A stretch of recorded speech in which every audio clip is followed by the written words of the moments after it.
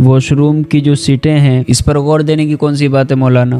کوئی رفع حاجت کرے تو نہ تو اس کا منہ کعبے کی طرف ہو اور نہ اس کی پیٹھ کعبے کی طرف ہو۔ حج کے مہینے میں لوگ طواف کرتے ہیں، عمرہ کرنے جاتے ہیں، اس کا طواف کرتے ہیں۔ اللہ کا گھر ہے وہ، بیت اللہ ہے کعبہ۔ اگر ہم نے کعبے کی طرف کو منہ نہیں کیا تو نماز نہیں ہوگی۔ کالا پتھر لگا ہوا ہے، وہ جنت سے آیا ہے، جنتی پتھر لگا ہوا ہے، اس کو چومتے ہیں۔ یہ آج کل واش روم کی جو سیٹیں ہیں ہمارے گھروں کے اندر، یہ اس پر ہم غور نہیں دیتے۔ اس پر غور دینے کی کون سی بات ہے مولانا؟ اس پر غور دینے کی یہ بات ہے کہ ہماری سیٹ جو ہے واش روم کی، پخانے کی، وہ قبلے کی طرف نہیں ہونا چاہیے۔ اللہ کے رسول علیہ السلام فرماتے ہیں کہ جب تم میں سے کوئی رفع حاجت کرے تو نہ تو اس کا منہ کعبے کی طرف ہو اور نہ اس کی پیٹھ کعبے کی طرف ہو۔ تو اس بات پر دھیان رکھنا چاہیے، کیونکہ کعبہ جو ہے ایک ہماری دشا ہے۔ کعبہ اللہ کا گھر ہے، بیت اللہ ہے۔ حج کے مہینے میں لوگ طواف کرتے ہیں، عمرہ کرنے جاتے ہیں، اس کا طواف کرتے ہیں۔ کتنا مقدس گھر ہے وہ اللہ کا، تو اس کا ادب ہمارے اوپر بنتا ہے نا، ہمیں اس کا ادب کرنا چاہیے، اس کا ادب ہمارے اوپر لازم ہے۔ اللہ کا گھر ہے وہ، بیت اللہ ہے کعبہ، اور اسی کی طرف ہم منہ کر کے نماز پڑھتے ہیں۔ اور یہ شرائط نماز میں سے ہے کہ اگر ہم نے کعبے کی طرف کو منہ نہیں کیا تو نماز نہیں ہوگی۔ تو کعبہ اللہ کا گھر ہے اور اس میں حجر اسود ہے، کالا پتھر لگا ہوا ہے، سنگ اسود ہے، کالا پتھر لگا ہوا ہے، وہ جنت سے آیا ہے، جنتی پتھر لگا ہوا ہے، اس کو چومتے ہیں۔ تو کہنے کا مقصد یہ ہے کہ واش روم کی جو سیٹ ہے وہ اپنے گھروں میں اچھی طریقے سے لگائیں۔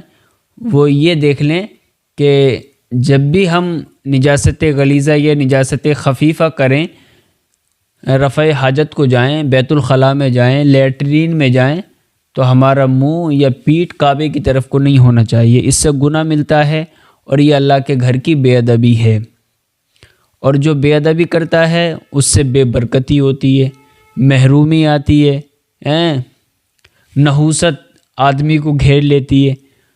اور اللہ کے گھر کا ادب کرو گے تو خیر و برکت ہوگی، تمہاری زندگی میں سکون ہوگا، اچھا فیل کرو گے، لائف انجوائے کرو گے اور برکت ہوگی۔ تو اللہ کے گھر کا ادب کرو، اور بیت الخلاء کو اگر دھوکے سے کسی نے بنوا لی کہ بھئی سیٹ ہماری دھوکے سے بن گئی ہے تو اس کو اکھڑوا لے، کوئی زیادہ خرچہ نہیں آئے گا، 1-2 ہزار روپے خرچہ ہوگا اور وہ دوبارہ صحیح ہو جائے گی، سیٹ کا رخ بدل جائے گا۔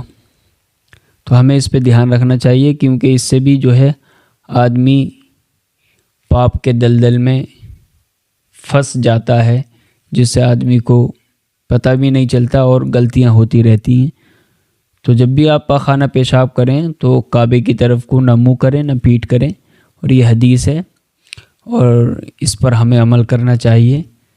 اللہ تعالیٰ عمل کرنے کی توفیق عطا فرمائے۔ سن 2025 جنوری کا مہینہ، اس رجب کے مہینے کے اندر حضرت امام جعفر صادق رضی اللہ تعالیٰ عنہ کی نیاز ہوتی ہے۔ جو ہم عقیدت ہم دکھاتے ہیں، ان سے پیار ہے، ہمیں حضور کی اولادوں سے پیار ہے۔ اگر ہم حضور کی اولادوں سے محبت نہ کریں تو پھر ہم کہیں کے نہیں رہتے۔ یہ امام جعفر صادق ہیں کون؟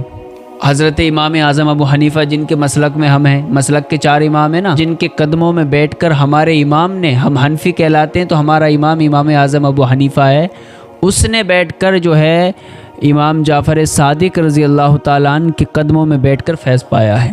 یہ علی کے بیٹے ہیں، اور علیہ السلام ہم ان کو اس لیے کہتے ہیں کہ یہ حضور کا خون ہے، وہ ہمارے نبی، ہم ان کے امتی۔ امتی تیری قسمت پہ لاکھوں سلام۔ جب امتی، ایک گناہ گار امتی کی قسمت پہ لاکھوں سلام بھیجا جا رہا ہے، تو ہم حضور کی آل کو، حضور کی اولادوں کو علیہ السلام کیوں نہیں کہہ سکتے؟ اس میں اختلاف کرتے ہیں کچھ لوگ فتویٰ لگا دیتے ہیں، تو یہ غلط بات ہے۔ وہ حضور کا خون ہے، علیہ السلام کا مطلب ہوتا ہے ان پر سلام ہو۔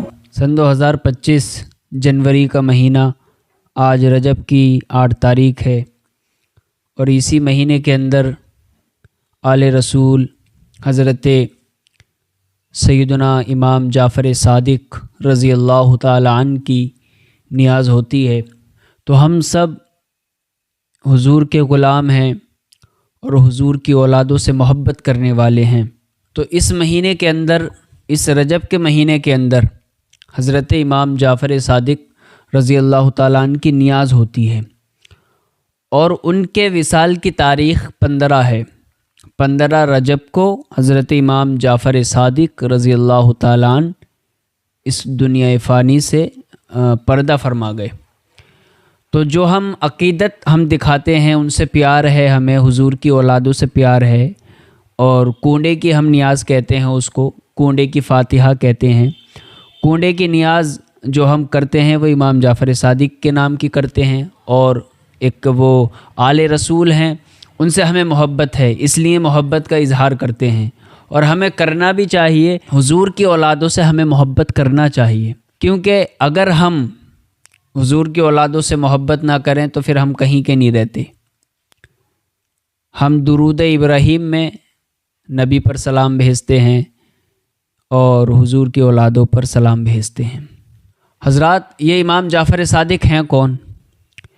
امام جعفر صادق تابعی بزرگ ہیں۔ امام جعفر صادق، حضرت امام جعفر صادق رضی اللہ تعالیٰ عنہ تابعی بزرگ ہیں، اور انہوں نے 2 صحابہ کی زیارت کی۔ ایک کا نام ہے حضرت انس بن مالک، اور ایک کا نام ہے حضرت سہیل بن سعد۔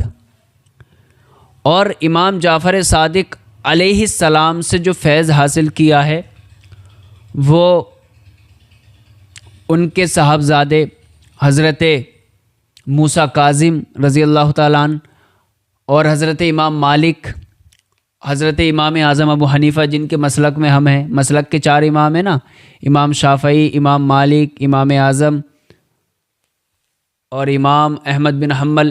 ہم حنفی کہلاتے ہیں، تو ہمارا امام اعظم ابو حنیفہ ہے۔ اس نے بیٹھ کر جو ہے امام جعفر صادق رضی اللہ تعالیٰ عنہ کے قدموں میں بیٹھ کر فیض پایا ہے۔ موسیٰ کاظم، امام مالک، امام اعظم ابو حنیفہ، حضرت سفیان ثوری اور حضرت سفیان بن عینہ، بڑے بڑے بزرگوں نے امام جعفر صادق سے فیض پایا ہے۔ یہ علی کے بیٹے ہیں، امام زین العابدین، امام باقر، امام جعفر صادق، موسیٰ کاظم، امام تقی، امام نقی، امام علی رضا، یہ سب جو ہے مولا حسین کے بیٹے ہیں، حضرت علی کے بیٹے ہیں، حضور کی آل ہے۔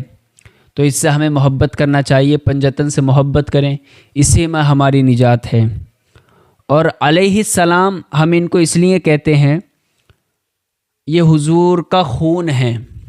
امام جعفر صادق علیہ السلام کو ہم علیہ السلام اس لیے کہتے ہیں کہ یہ حضور کا خون ہے، اور حضور کا جو خون ہوتا ہے وہ کوئی معمولی نہیں ہوتا۔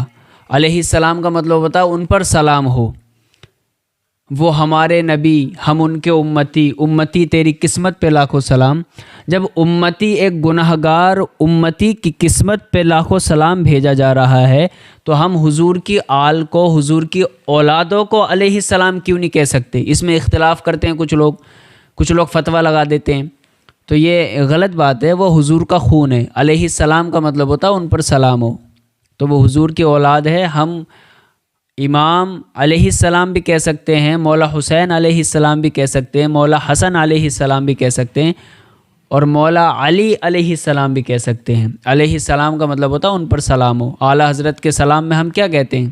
امتی تیری قسمت پہ لاکھوں سلام۔ تو جب ایک امتی پر سلام بھیجا جا رہا ہے تو پھر تو وہ جنت کے سردار، ان کی اولادیں ہیں، تو ہمیں محبت کرنا چاہیے پنجتن سے۔ بے دم یہی تو 5 ہیں مقصود کائنات، زہر النساء حسین و حسن مصطفیٰ علی۔ تو کنڈے کی نیاز آپ کریں اور عقیدت اپنی دکھائیں مولا حسین سے، اور ان کے مولا حسین کے بچوں سے عقیدت دکھائیں، اور ان کے بتائے ہوئے رستے پر چلیں، تاکہ ہماری دنیا بھی بن جائے اور آخرت بھی بن جائے۔ دنیاوی زندگی چند سالوں کی ہے، چند لمحوں کی ہے، اور آخرت کی زندگی سالوں کی ہے، سالوں کی ہے، پتہ نہیں کتنی لمبی زندگی ہے۔ اس لیے اس زندگی کی فکر کریں تاکہ اللہ تعالیٰ آپ کے گناہوں کو معاف کر کے جنت کا حقدار بنا دے اور آخرت آپ کی کامیاب بنا دے۔